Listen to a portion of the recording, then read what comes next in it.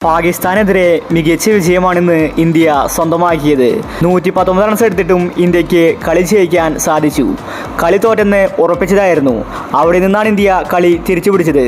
6 റൺസിനാണ് India കളി ജയിച്ചിരിക്കുന്നത്. പക്ഷേ ഇന്നത്തെ മാച്ചിൽ ശിവൻ ദുബെ ഫ്ലോപ്പായിരുന്നു. ബാറ്റിങ്ങിലും ബൗളിങ്ങിലും അതുപോലെ തന്നെ ഫീൽഡിങ്ങിലും ശിവൻ ദുബെയെ കൊണ്ട് ഒന്നും തന്നെ ചെയ്യാൻ സാധിക്കില്ല.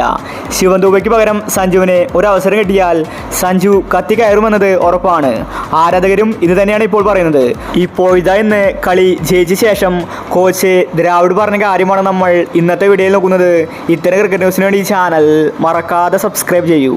ദ്രാവിഡ് പറഞ്ഞത് ഇങ്ങനെയായിരുന്നു: ഇന്നത്തെ മാച്ച് ഞങ്ങൾ ജയിച്ചുവെന്ന് വിശ്വസിക്കാൻ സാധിക്കുന്നില്ല. ഇത് ഞങ്ങൾക്ക് ആവേശം നിറഞ്ഞ വിജയമാണ്. കളിയുടെ അവസാനം വരെ കളി ഞങ്ങൾ തോറ്റെന്ന് ഉറപ്പിച്ചതായിരുന്നു. എന്നാൽ 15ാമത്തെ ഓവറിന് ശേഷം കളി ഞങ്ങൾ ജയിക്കുമെന്ന വിശ്വാസം വന്നു. കളിയിൽ ക്രെഡിറ്റ് കൊടുക്കേണ്ടത് ബുംറയ്ക്കാണ്. ഇന്നത്തെ മത്സരത്തിൽ ഇന്ത്യൻ ടീമിന് ഒരുപാട് മിസ്റ്റേക്കുകൾ വന്നിട്ടുണ്ട്. കളി ജയിച്ചാലും ആ തെറ്റുകൾ തിരുത്തണം.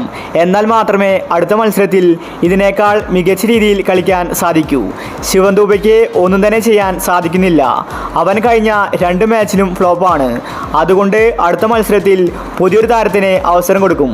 സഞ്ജുവിനെ നറുക്ക് വീഴാൻ സാധ്യതയുണ്ട്. രോഹിത്തുമായിട്ട് ഞങ്ങൾ കാര്യങ്ങൾ സംസാരിക്കുന്നുണ്ട്. ടീമിന് സംഭവിച്ച തെറ്റ് എന്താണെന്ന് കണ്ടെത്തി അത് ഞങ്ങൾ തിരുത്തും.